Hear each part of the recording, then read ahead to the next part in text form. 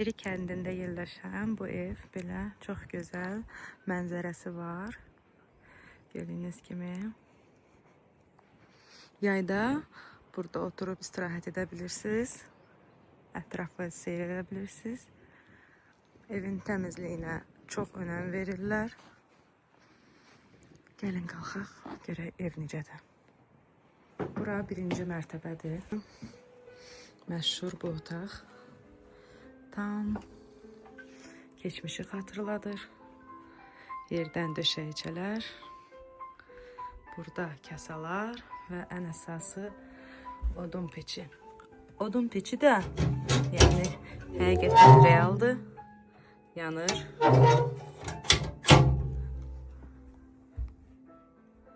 Bura mətbəx hissəsidir.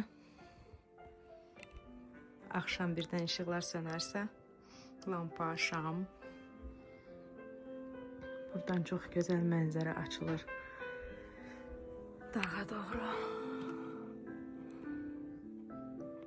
İkinci mərtəbədə belə eyvan var. Burada da 2 otaq yerləşir.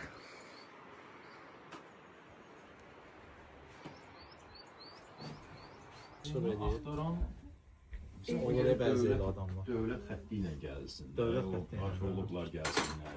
Ola bilər indi də çıxar. Ay Toplan. Sen ne şeysən? Oynayırsan benimle. Bu sanatlar məsələ yoxsa farklı? Ayran aşırı bizdə də göynə aş deyirlər, kasada getmir. Bir tane eləmişəm. Yoxsa da yemək yeyirsən. Bunu kim belə?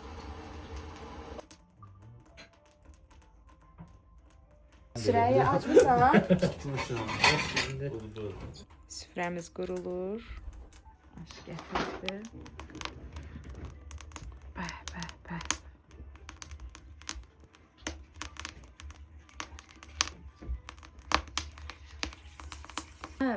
Boş qapsız.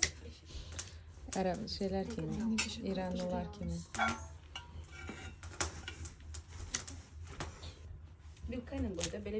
Talış zonasının ən məşhur yeməyi məhz ləvəngi plovdur. Talışların turşusu da çox məşhurdur, badımcan turşusu. Balansı dursa, balansı Canı dursan bağlasa belə. işıq düşür. Bir də yemək yeyəndə uzaqdan küncdən. Mən özüm şeylərim, istidir hava. Ümumiyyətlə talışlar dağlıq zonada yaşadığı üçün bunlar daim təzyiqdən əziyyət çəkiblər.